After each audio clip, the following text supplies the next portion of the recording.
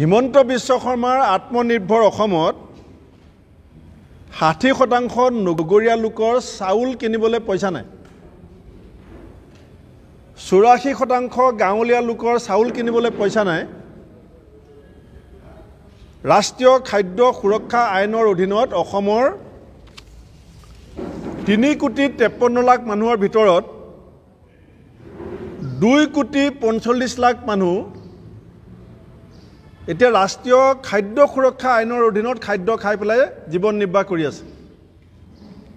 কিন্তু হিমন্ত বিশ্ব শৰ্মাই কয় যে এখন আত্মনিৰ্ভৰ অসম, এখন বিকশিত অসম। আপুনি অজন্তা নেওগ ডাঙৰীয়ানীৰ বিভিন্ন শ্লোক, বেদৰ বাক্য, শাস্ত্ৰ, বাজেটৰ উদ্দেশ্য সেইটো নহয়, আমি বেয়া নাপাওঁ শ্লোক গালে। বাজেটৰ উদ্দেশ্য হৈছে যে এই বছৰটো চৰকাৰখনে বিত্তীয়ভাৱে ৰাজ্যখনক কেনেকৈ পৰিচালনা কৰিব তাৰ খুঁটি নাটি মাৰি এটা হিচাপ দিব লাগে। এতিয়া আপুনি যদি চাই আটাইতকৈ অসমৰ অৰ্থনীতিৰ যিটো মূল ব্যৱস্থা সেইটো হৈছে কৃষি নিৰ্ভৰ। এতিয়া কৃষি খণ্ডত অসম চৰকাৰৰ বৰ্তমান বাজেটত 7% পুঁজি আগতকৈ কমাই দিয়া হৈছে। 7% পুঁজি কমাই দিয়া হ'ল।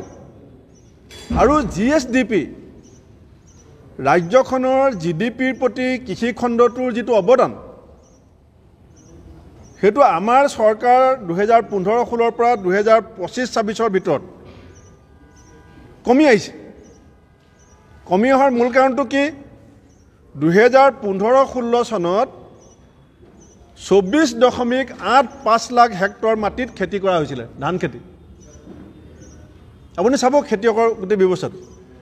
15-16 চনত 24.85 লাখ হেক্টৰ মাটিত খেতি হৈছিলে, ধান খেতি।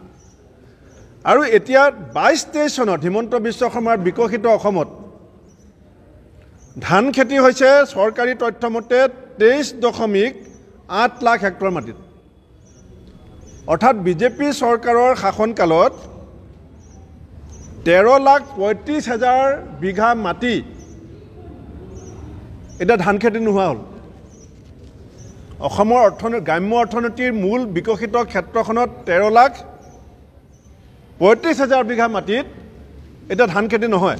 মাৰ্চ মাহৰ আজি 12 তাৰিখ, 14-15 তাৰিখে বহাগ বিহু আছে। হিমন্ত বিশ্ব শৰ্মাই কৈছিলে আমি এনেকুৱা এটা পৰিৱেশ বনাম যে আপোনাৰ ল'ৰা ছোৱালীয়ে আপোনাক বিহুত কাপোৰ কিনি দিব। আৰু এতিয়া চৰকাৰী পঞ্জীভূত নিবনুৱা অসমত আছে 36,46,000। মই একেবাৰে ফিগাৰটো দিয়া নাই। আৰু তেখেতে কৈছে যে 1,19,000 যোৱা 9 বছৰ চাকৰি দিছে। এই বাজেটত ক'ৰবাত এই বাকী 35 লাখ ল'ৰা ছোৱালীয়ে বহাগ বিহুত মাক বাপেকক সূতা কম্বল কাপোৰ কিনি দিয়াৰ কিবা অৱকাশ আছে নেকি? নে 2,500 টকাটো যে দিব বিচাৰিছে সেইটোতো অক্টোবৰ মাহৰ পৰা দিব। অৰ্থাৎ 2026 চনৰ ইলেকশ্যনৰ আগে আগে সেই 2,500 টকাটোৰে তাৰমানে সূতা কম্বল আঁঠুৱা চাউল কিনিব লাগিব।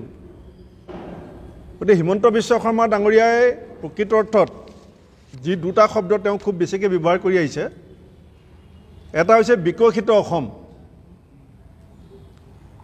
বিকশিত অসমে এই বছৰ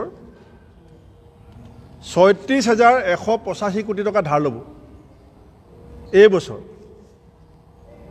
আৰু এই 25-26 বছৰত বিকশিত অসমে 11,687 টকা সুদ দিব লাগিব।